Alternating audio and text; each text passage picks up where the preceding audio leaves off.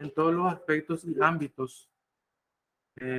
Cuando un paciente se presenta y dice, me apareció un ganglio, ya viene más o menos con el diagnóstico.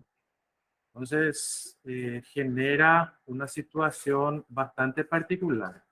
En primer lugar, nosotros debemos analizar cuando el motivo de consulta se refiere a un ganglio. En el lenguaje del paciente, obviamente respetemos eso. Si se trata realmente de un ganglio o no. Para saber si se trata o no de un ganglio, lo primero que debemos observar es si está o corresponde topográficamente al lugar donde se encuentra una estación ganglionar. Entonces, para eso es importante un pequeño repaso de lo que sería el sistema ganglionar periférico. Entendiéndose así, el periférico es el que tenemos acceso clínicamente, ¿verdad? Centrales, vamos a hablar de lo que están intraabdominales o mediastínicos, por dar ejemplos. Y ese sería el primer paso para la evaluación de las adenopatías. En general, una adenopatía como motivo de consulta representa a nivel global menos del 1% de los casos que puedan darse en cualquier consultorio. Entonces, vemos que primero caracterizar el tamaño de la adenopatía, para determinar si eso es normal o patológico. En muchas localizaciones anatómicas esto no ayuda. Y siendo más específicos, podemos hablar que los ganglios preauriculares aumentados de tamaño de 1 centímetro que puede ser patológico. Y en otras localizaciones, más de 1 centímetro es lo patológico. El otro detalle a tener presente es cuál es la localización y si eso es localizado o generalizado. Hablamos de localizado cuando tenemos 3 o más estaciones no contiguas comprometidas con ganglios agrandados. Eso ya nos orienta a cierto tipo de patologías sistémicas, infecciones o de tipo neoplasia como los linfomas o leucemias.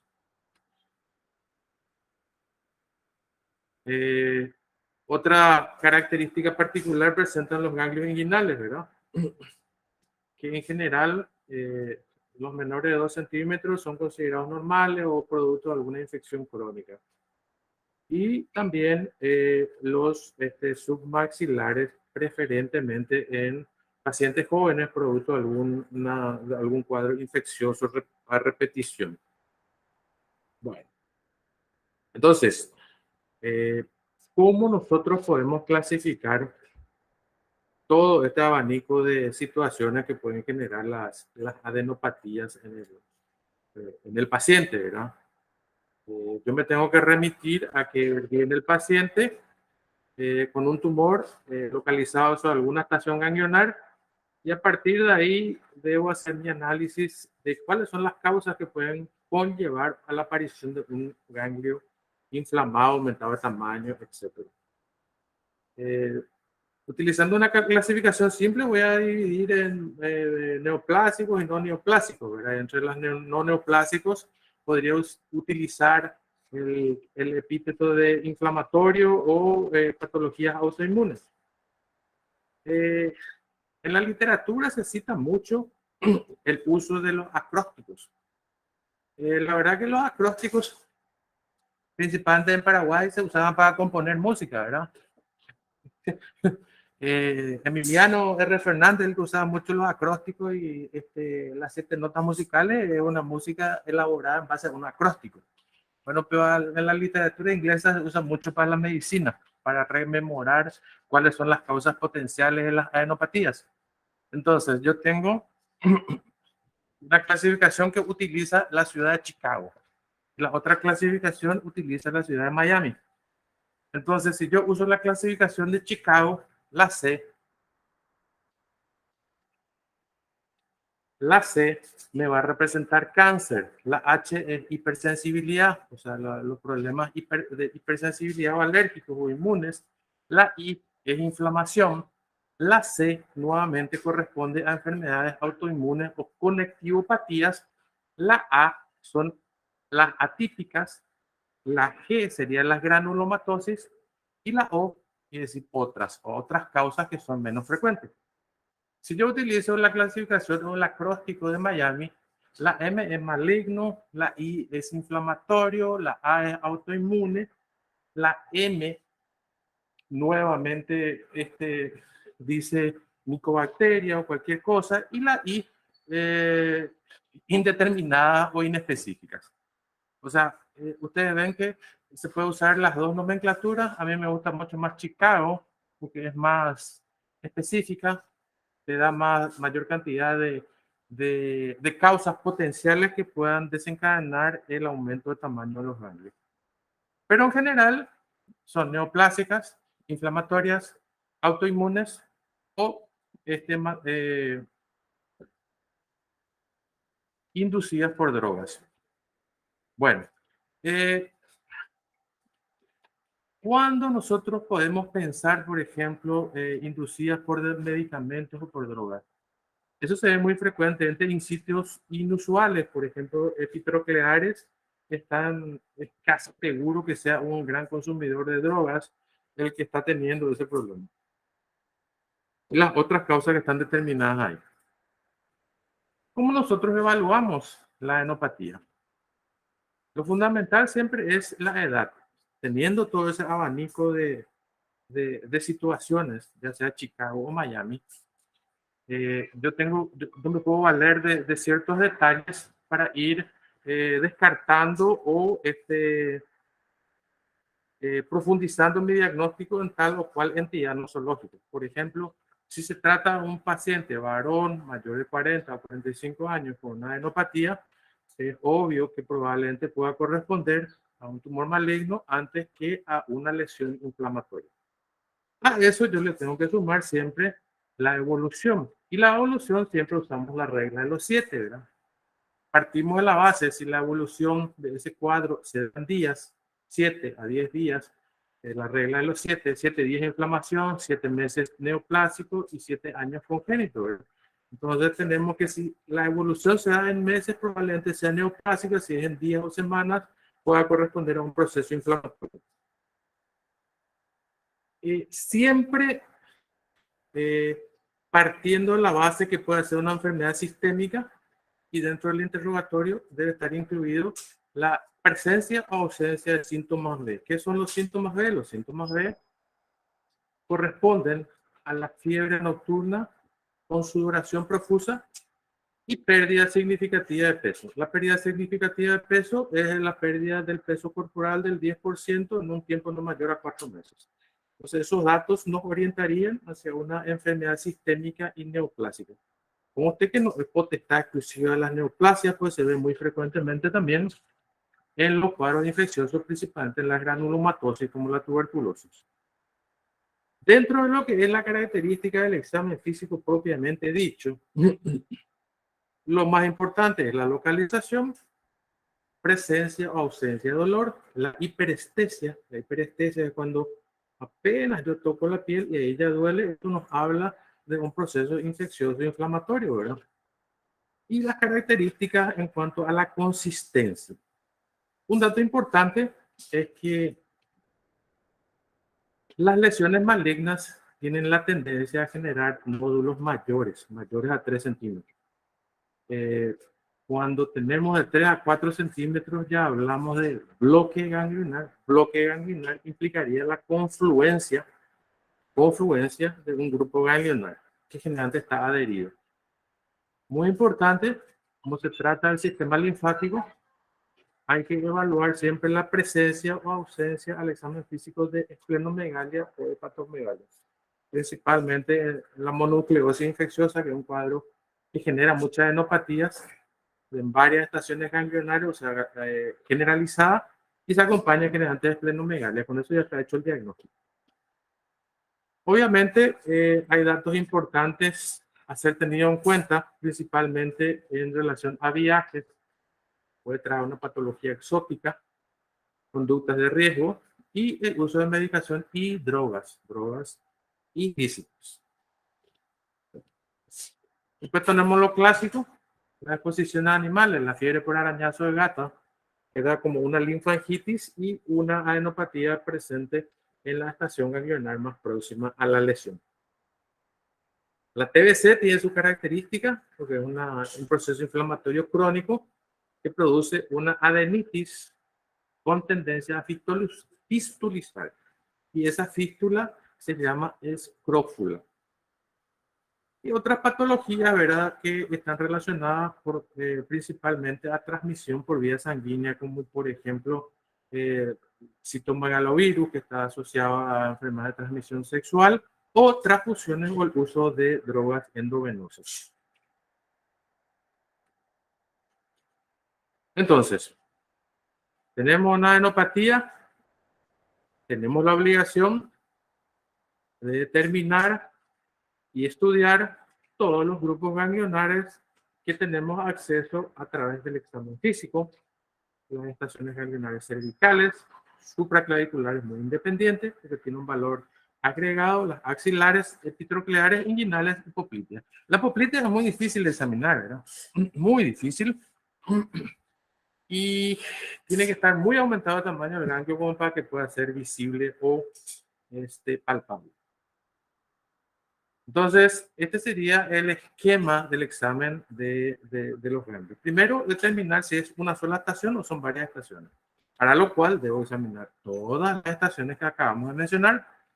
La forma, número, consistencia, fijación, presencia o ausencia de dolor y el estatus de la piel. El estatus de la piel yo me refiero cuando hay una eritema, que sería una patología infecciosa, y la presencia o no de ulceraciones, como vimos que la tuberculosis es la que nos acompaña de las ulceraciones y que se denomina específicamente escrófula.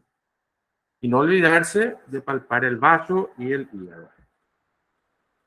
Bien, analicemos regiones por regiones. En el cuello. En el cuello tenemos estas estaciones ganglionares que pueden ser acometidos por algún tipo de enfermedad. Frecuentemente son secundarias a la presencia de alguna lesión.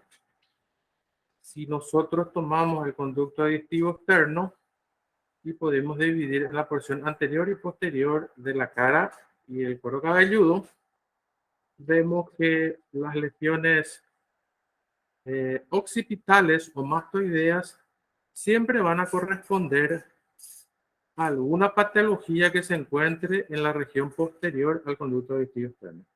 Y dicho lo contrario, preauriculares, submentonianos o submaxilares, siempre va a ser a todo lo que corresponda anterior al conducto aditivo externo. Esa es la división principal que tenemos que hacer.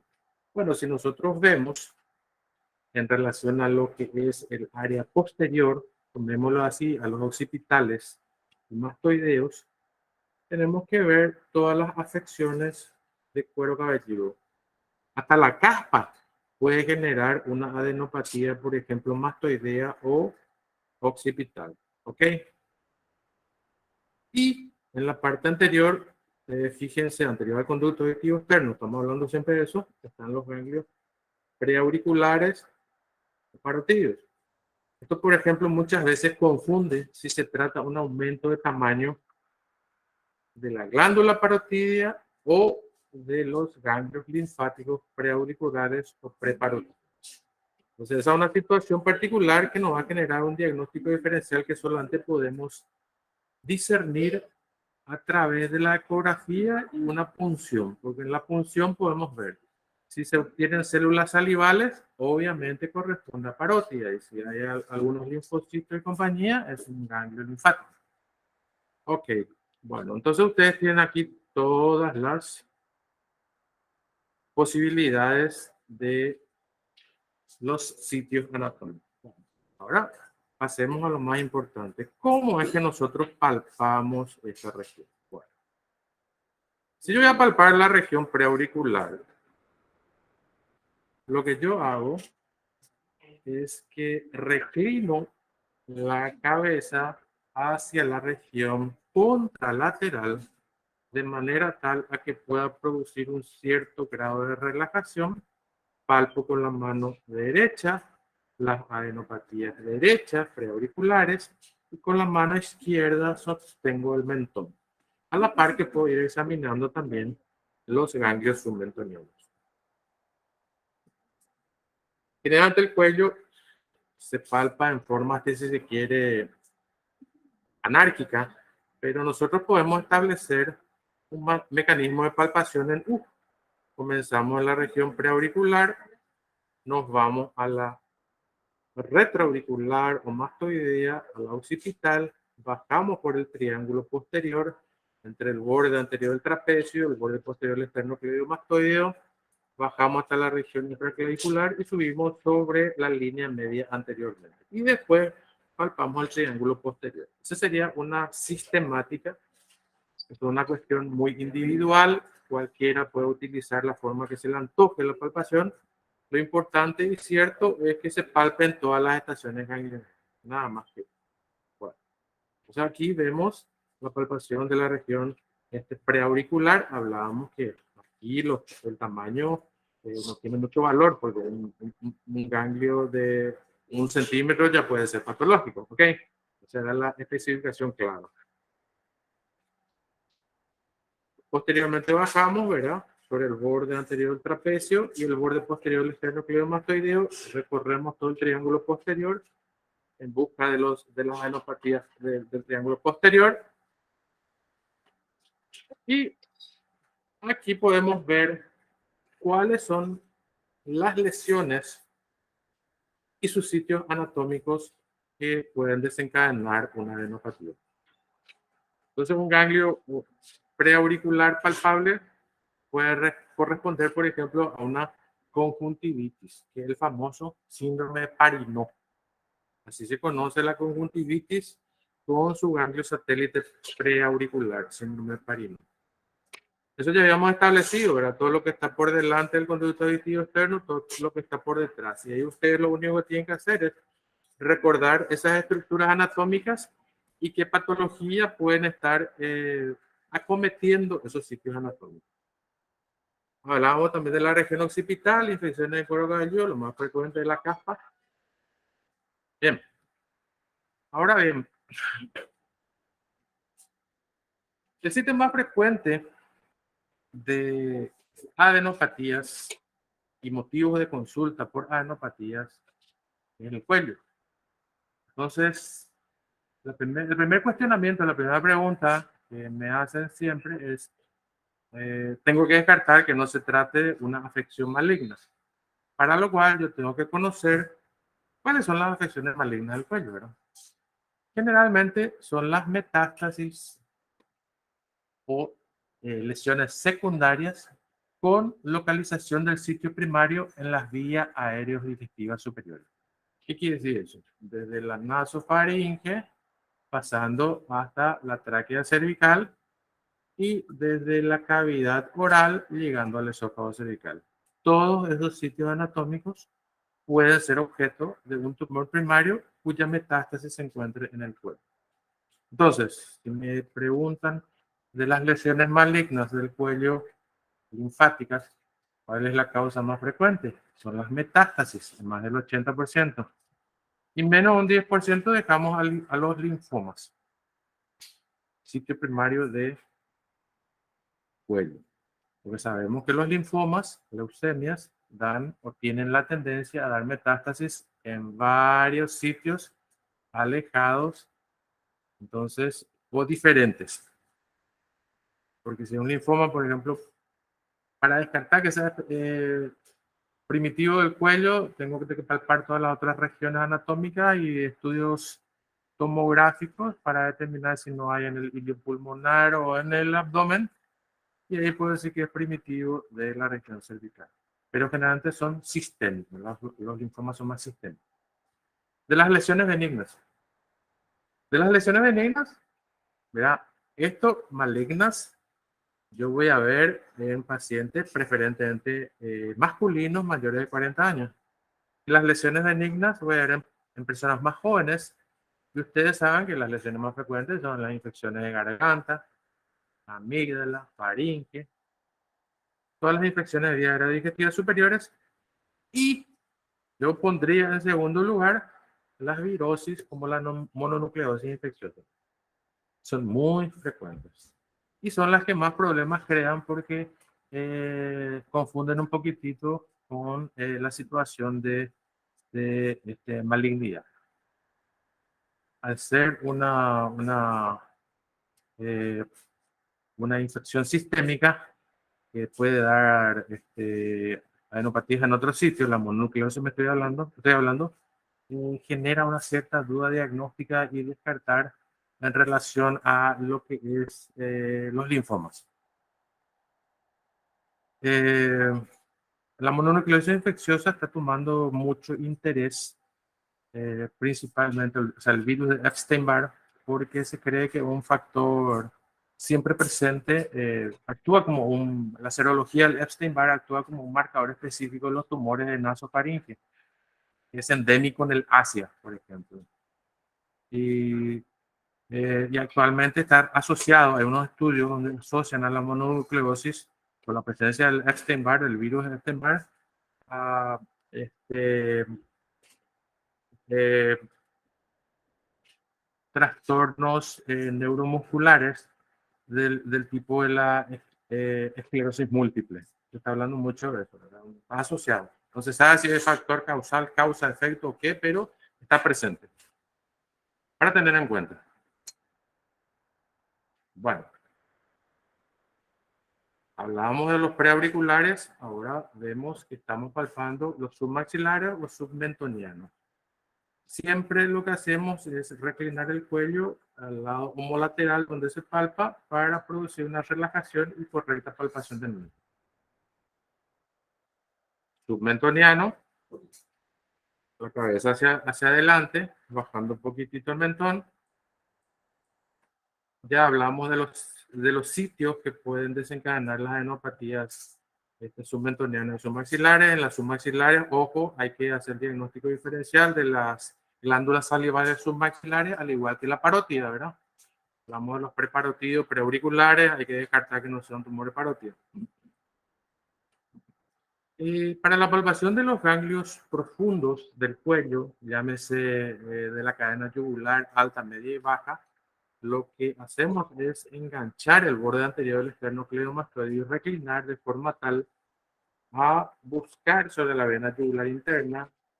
Acuérdense ustedes que los linfáticos comparten el origen embriológico de las venas, entonces siempre está siguiendo a los troncos venosos y palpar que correspondería topográficamente a la vena yugular para tratar de encontrar las adenopatías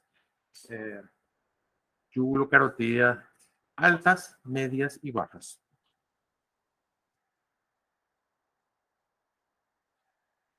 Este es un tema aparte. Tenemos lo que corresponde al cuello y macizo facial, ¿verdad?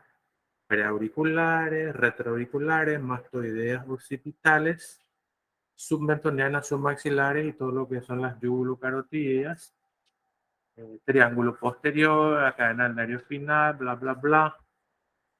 Pero llegamos a lo que se denomina la adenopatía supraclavicular.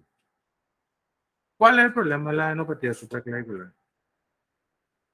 Es que la adenopatía supraclavicular no es patrimonio o territorio exclusivo de las lesiones de las vías aerodigestivas, sino pueden corresponder a lesiones localizadas, amén, de las vías aerodigestivas superiores al tórax, abdomen y pelvis. Entonces, esta localización específica nos desencadena un abanico de posibilidades mayor, principalmente en lo que correspondería a las lesiones mandíbulas. Entonces, ustedes pueden ver ahí, siempre utilizamos el riesgo de malignidad, así por principio está asociado a la edad del paciente. Entonces, en mayores de 40 años, el riesgo de que sea un carcinoma es del 90%. Y a la izquierda ustedes tienen todas las posibilidades de sitio primario que desencadenó esa metástasis. Y a la derecha las lesiones benignas que pueden acometer la región supraclavicular.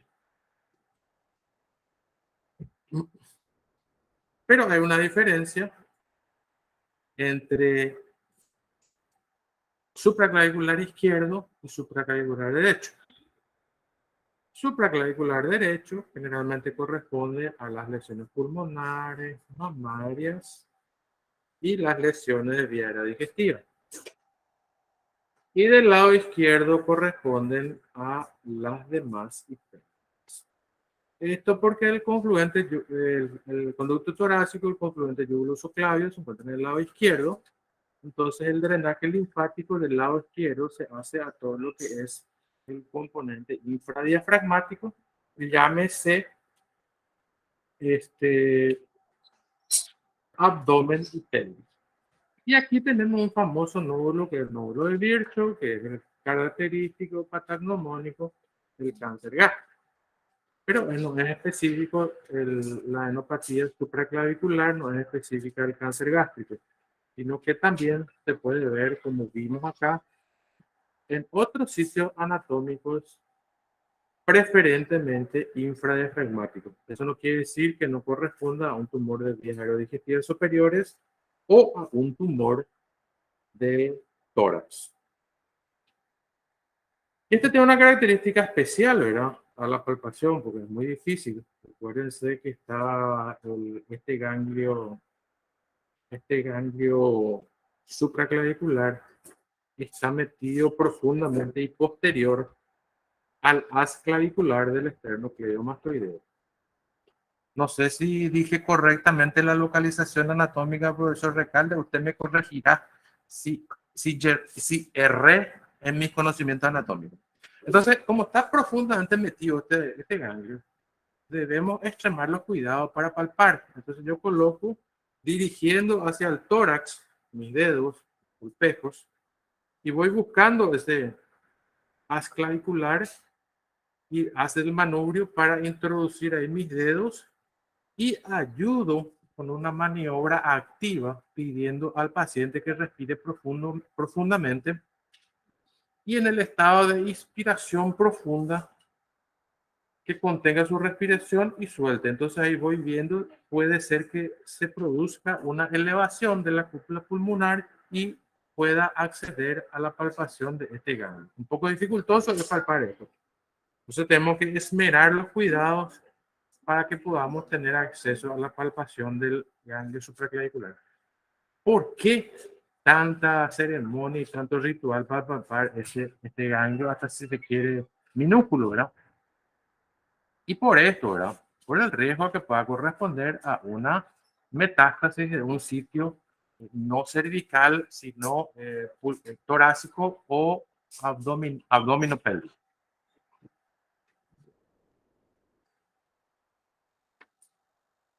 Hasta aquí todo bien.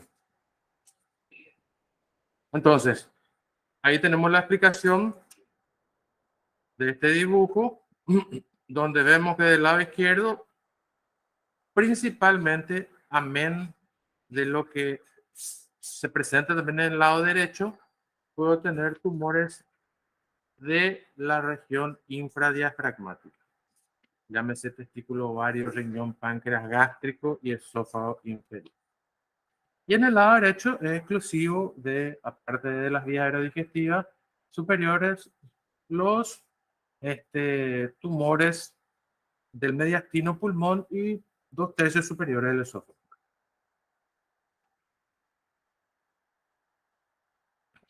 Luego tenemos las estaciones ganglionares de la axila. Las estaciones de la axila primariamente van a corresponder a un tumor, si hablamos de neoplasia, un tumor de la glándula mamaria y también de procesos infecciosos cutáneos que correspondan al área. Pero más es de la mama. Todo está relacionado a la mama, o sea, sería más en pacientes femeninas. Los grupos ganglionares Y básicamente para el examen físico lo que se hace es recorrer los límites anatómicos de la axila sobre el borde inferior del esternocleidomastoideo, subescapular aquí y la cara lateral y la cara interna y apical de la axila.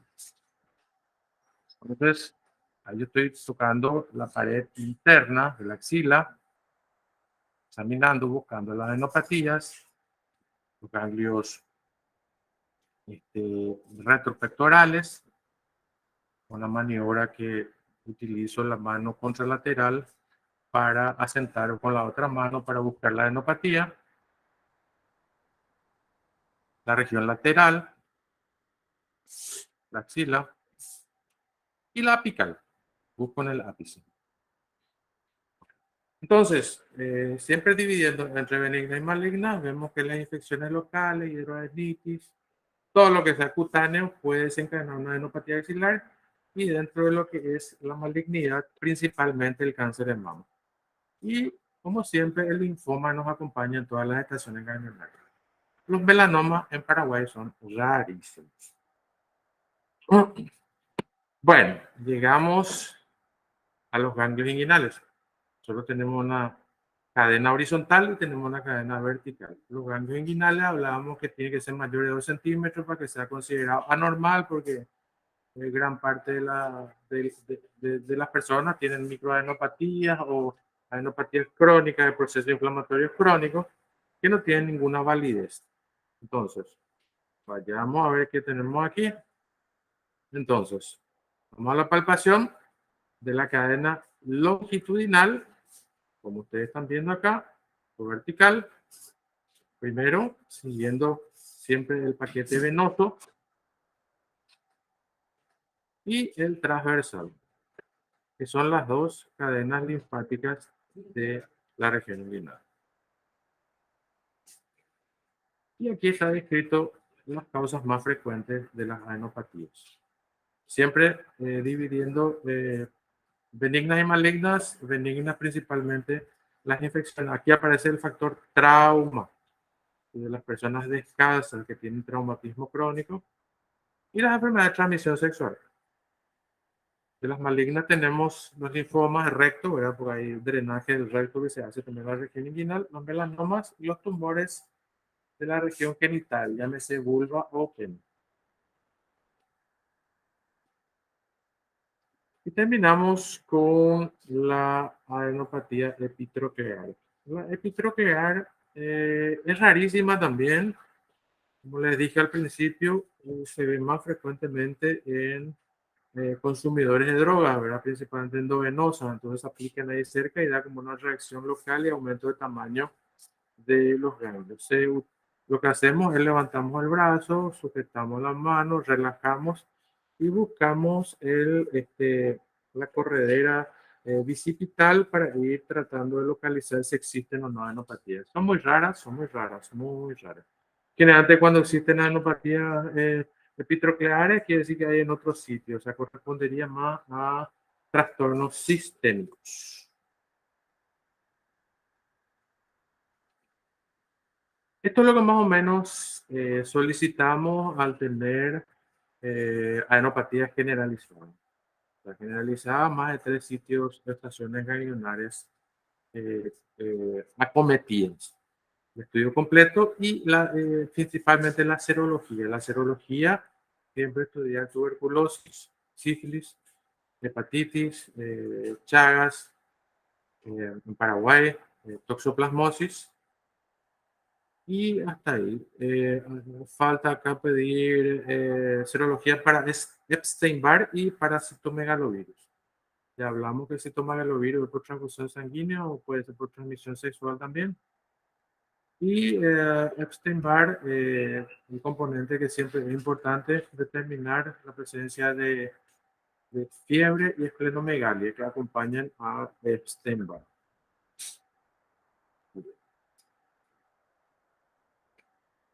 Y si no llegamos al diagnóstico, tenemos que ir a la biopsia.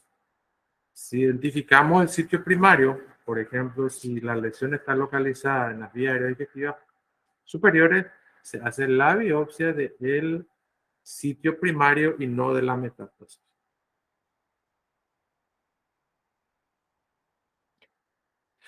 Bueno, estos son los nombres que estos personajes instauraron, ¿verdad? El nódulo de Virchow, que es la adenopatía supraclavicular izquierda, que representaría un carcinoma gástrico o puede ser torácico. El de la hermana Josefa, que no es de la hermana Josefa, sino es el bloque ganglionar presente en el cáncer gástrico. Generalmente eso se hace por diseminación del ligamento redondo, por carcinomatosis, llega y se instala sobre el ombligo.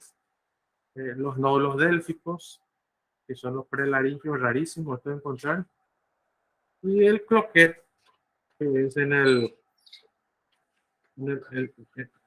la región inguinal profunda. Algunos ejemplos, ¿verdad? Fiebre por arañazo de gato. La fiebre por arañazo de gato, generalmente lo que sucede es que a nivel del local del arañazo del gato, valga la redundancia, se producen estas pápulas. Y a partir de ahí, una linfangitis y aumento de tamaño de las estaciones ganglionares próximas. Se puede acompañar también de esplenomegalia. La escrófula tuberculosis, característica de la tuberculosis, ¿verdad? Esto son fístulas, o sea, un conglomerado de ganglios formando bloques que fistulizan. Esta escrófula no es patognomónica de la tuberculosis. Se ve también en las otras granulomatosis como la paracoccidiomicosis también se puede ver. Y la enfermedad de Kikuchi, que también es una granulomatosis, que genera este tipo de lesiones locales. A veces no hay, ¿verdad? Se ve solamente las adenopatías.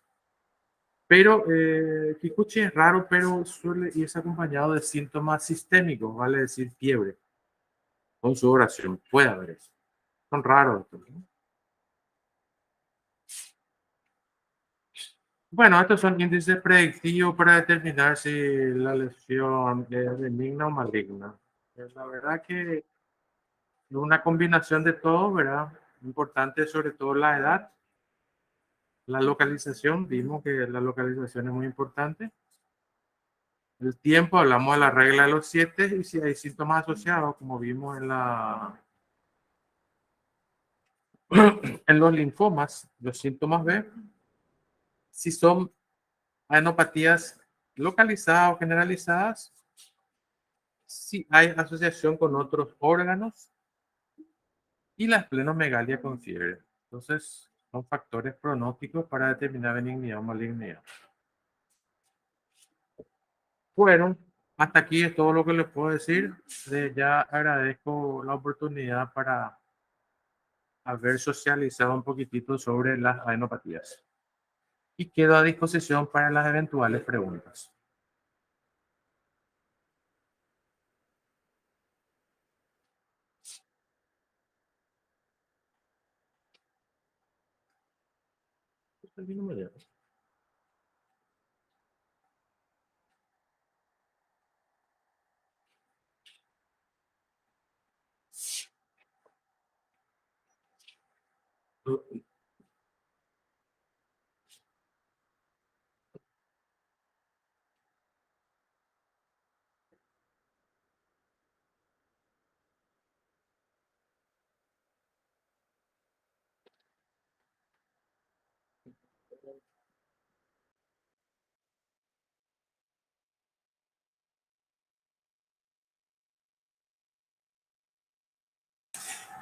Bueno, de nuevo agradezco la invitación para participar, por haber participado en esta clase sobre adenopatías.